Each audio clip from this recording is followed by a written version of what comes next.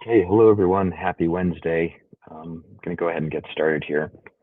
For those of you that are joining this group for the first time, it's a quick overview of what we do here. Every day, Monday through Friday at noon Pacific time, we get together literally for just 15 minutes to practice positivity. And this means that we're practicing certain skills like mindfulness, attention training, gratitude, forgiveness, kindness, loving kindness practices.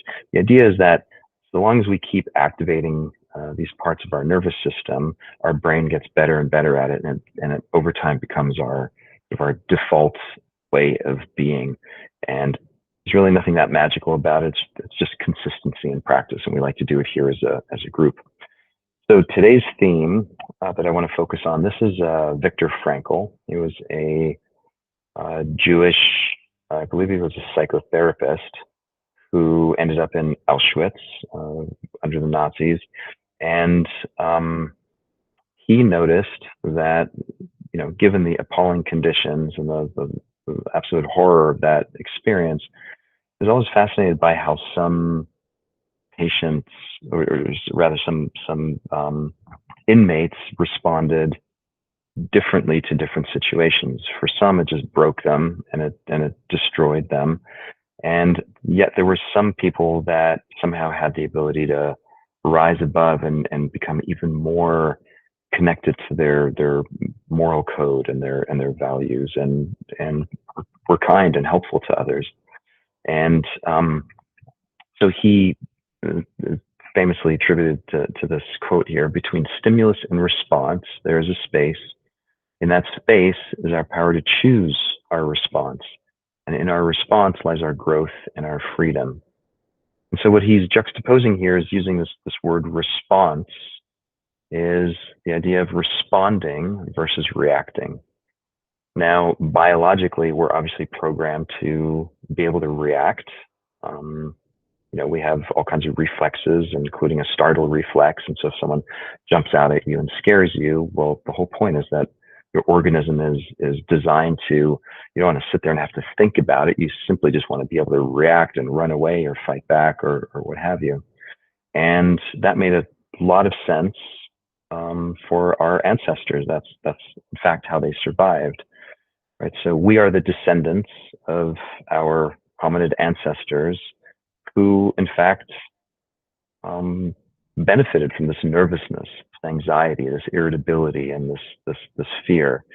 And it's all fine and good when you're actually in a situation where you're oftentimes being confronted with true dangers. But in our day and age, this same genetic structure and biology also is what activates us into these chronic states of anxiety and elevated cortisol levels. And you're in traffic and you're getting upset, and then someone doesn't return your phone call and now you're upset, and then there's money issues and there's relationship problems and so on and so forth. And so there's this constant state of reactivity that we're subjecting ourselves to.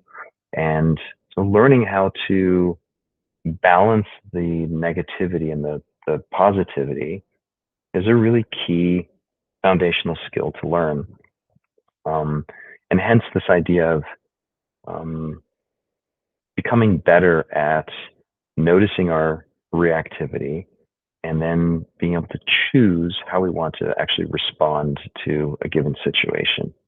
So it's a skill that we can practice, and let's go ahead and do that right now. So start by closing your eyes. And as always, let's ground present moment. So just noticing that what has already happened this morning is done. It's just a memory. Whatever has not yet happened today is also just mental chatter. So what we're left with is a moment right here and now, between past and future.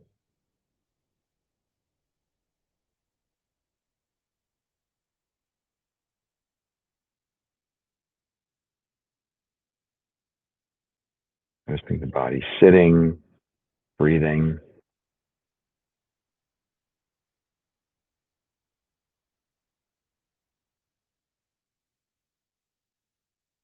Now I want you to bring to mind a situation that felt stressful, one in which you were reactive, where you got upset, where you felt maybe hurt, you felt unseen, maybe you felt some fear.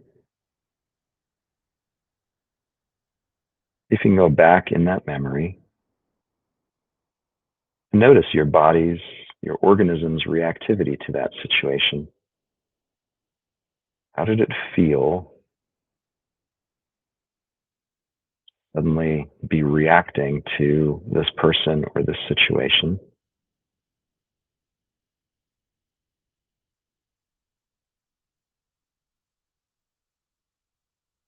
And also noticing how did that reactivity translate into a mental narrative of cognitive activity, feeling the discomfort, and then it turning into your brain turning it into a story or a just notice what your mind was thinking.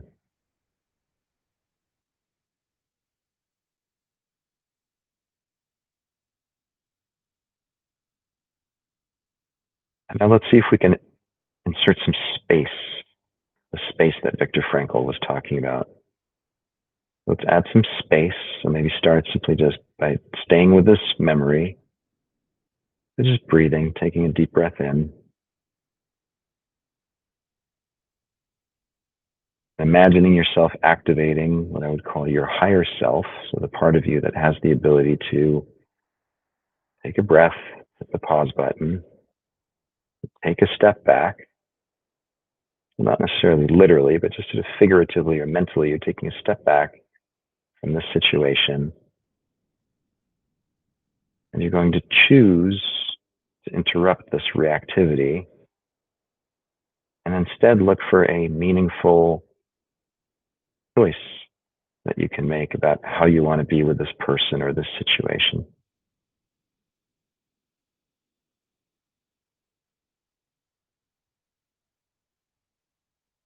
And what is that choice?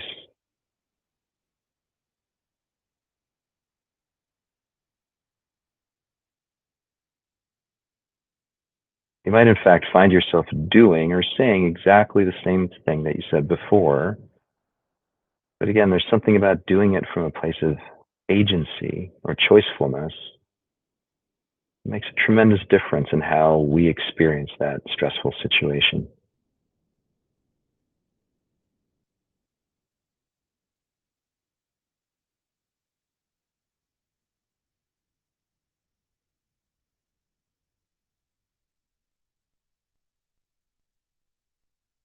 You're no longer a marionette getting jerked around by circumstance. Sense of agency and control, where you get to represent your values, you get to embody your values, you get to choose what's important to you in this moment and how you'd like to respond.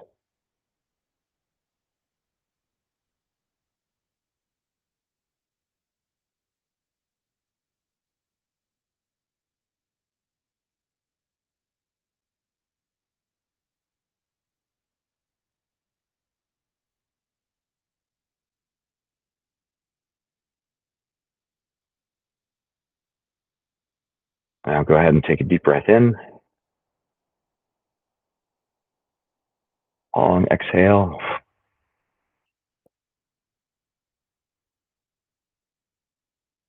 And hold the exhale for 5, 4, 3, 2, 1. Another deep inhale.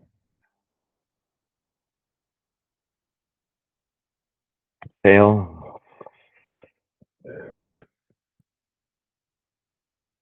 Hold for 5, 4, 3, 2, 1. And then go ahead and open your eyes. Let your body breathe on its own. Just notice what, just even this little thought experiment, imagining yourself putting some space into a stressful situation and how that changes your subjective experience. maybe the outcome of the interaction. Anyway, I hope that was useful. Looking forward to seeing everyone tomorrow. Thursday, we'll do a gratitude practice. And have a great day, everyone. Take good care.